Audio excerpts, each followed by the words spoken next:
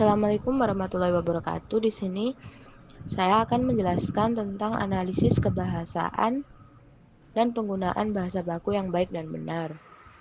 Subjek analisis yang saya gunakan menggunakan teks tertulis jenis artikel berita yang diambil dari internet.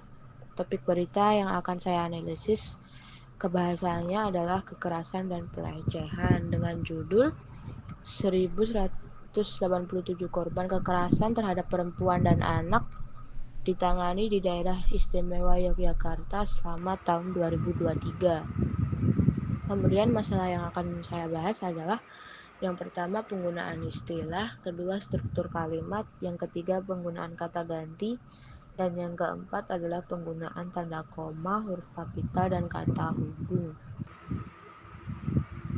Materi yang pertama adalah penggunaan istilah. Pada gambar yang digarisbawahi menyebutkan istilah tersebut didapat kesalahan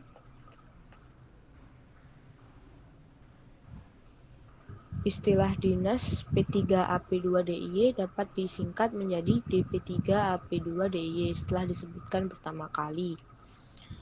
Dapat diperbaiki dengan menyebutkan istilah tersebut secara lengkap di awal, kemudian untuk selanjutnya dapat menggunakan singkatan. Contohnya adalah contoh perbaikannya menyebutkan istilah tersebut secara lengkap di awal, kemudian untuk selanjutnya dapat menggunakan singkatan, misalnya Dinas Pemberdayaan Perempuan, Perlindungan Anak, dan Pengendalian Penduduk Daerah Istimewa Yogyakarta. Daerah Istimewa Yogyakarta sebagai salah satu provinsi di Indonesia yang tidak lepas dari isu kekerasan yang menyasar perempuan dan anak. Kemudian struktur kalimat. Pada gambar diketahui analisis kesalahan berupa kalimat yang terlalu panjang dan kompleks sehingga membuat pembaca kebingungan dalam menangkap informasi. Dapat diperbaiki dengan sebagai langkah untuk mendiseminasikan informasi tentang kekerasan terhadap perempuan dan anak atau KTPA. Dinas P3AP2DIY menyelenggarakan expose data perlindungan korban kekerasan tahun 2023. Acara ini dilaksanakan pada hari Kamis 18 Januari 2024. Kemudian yang ketiga adalah penggunaan kata ganti. Pada gambar didapatkan analisis kesalahan. Yang pertama yaitu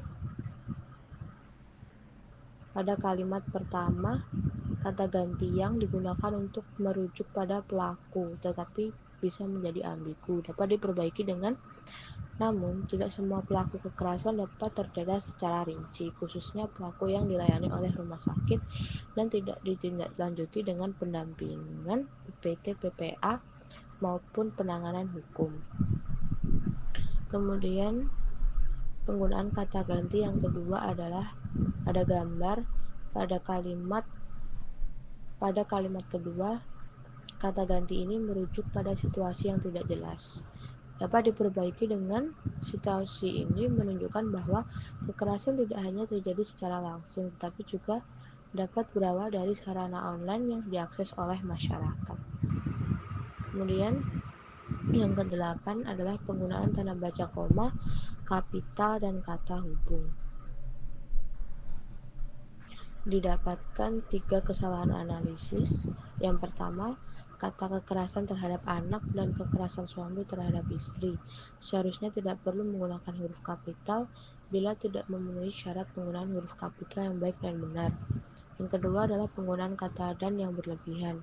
Yang ketiga adalah penggunaan tanda koma yang tidak tepat, yaitu dan penyebab dari titik-titik. Pada contoh setelah tanda koma tidak diberi spasi atau jarak. Kemudian penggunaan tanda koma sebelum kata dan tidak diperlukan apabila kata tidak lebih dari 2. Pada slide dapat diperbaiki seperti contoh pada slide, yaitu menyikapi fenomena tersebut. Ketua F identifikasi akar masalah yang tingginya dari tingginya kekerasan terhadap anak dan penyebab kekerasan suami terhadap istri. Selain itu, penegakan hukum terhadap pelaku juga sangat diperlukan.